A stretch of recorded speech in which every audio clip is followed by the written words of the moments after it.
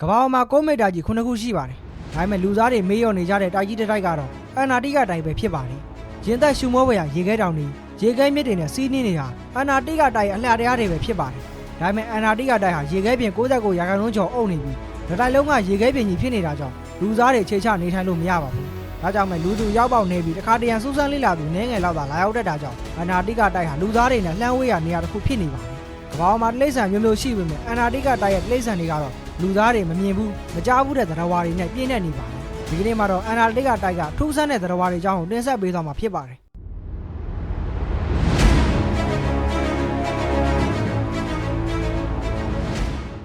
နံပါတ်1အန္တာတိကဖဲသားစတာအန္တာတိကမွေးကျဲ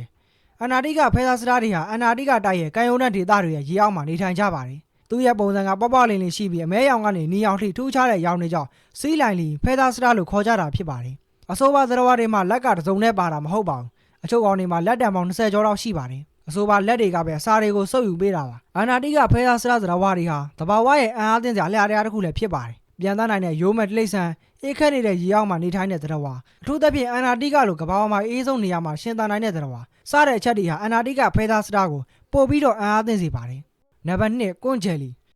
တွေဟာအန္တာတိကဖဲသားစတာလိုရိုးမဲ့သတ္တဝါတစ်ကောင်ဖြစ်ပါတယ်ကွန်ရိုးလို့ခေါ်တဲ့အမြင့်ဆုံးရှစ်ချောင်းပါဝင်ပြီးအဆိုပါအမြင့်လေးတွေကပဲအန္တာတိကရဲ့ရေပြင်မှာကူးခတ်နိုင်အောင်ပြုလုပ်ပေးတာဖြစ်ပါတယ်ဒါအပြင်ရေထဲသွားလာနေတဲ့အချိန်မှာဆိုရင်အမြင့်လေးတွေကနေထူးခြားတဲ့ရောင်မျိုးစုံကိုထုတ်လုပ်ပေးနိုင်ပါတယ်တခြားသတ္တဝါတွေနဲ့မတူတာကအစိမ့်မပါပဲသားကောင်တွေကိုဖမ်းစားနိုင်တာပဲဖြစ်ပါတယ်နံပါတ်3 hot crab အမွှေးမြင့်ရှိတဲ့ hot crab ကနန်းတွေဟာအန္တာတိကရဲ့သမုဒ္ဒရာကျမ်းပြင်မှာနေထိုင်ကြပါတယ်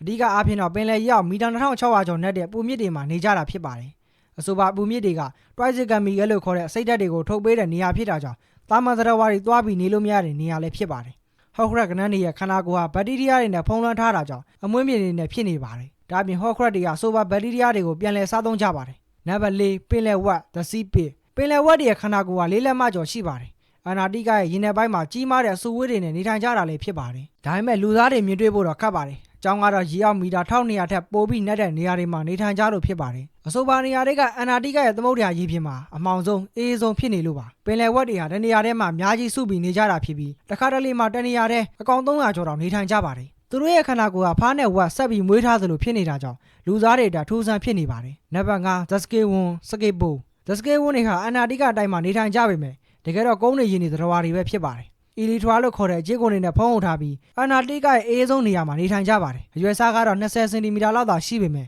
မျက်စိထဲမှာတော့ချင်းစစ်ထက်တောင်ပိုပြီးကြောက်စရာကောင်းနေပါတယ်ဟုတ်ကဲ့ပါဒီကနေ့ရဲ့တင်ဆက်မှုလေးကတော့ဒီလောက်ပါပဲဗီဒီယိုလေးကိုကြိုက်နေတတ်တယ်ဆိုရင် like လေးပေးပြီး channel လေးကို subscribe လုပ်ကြဖို့တောင်းဆိုလိုက်ရပါတယ်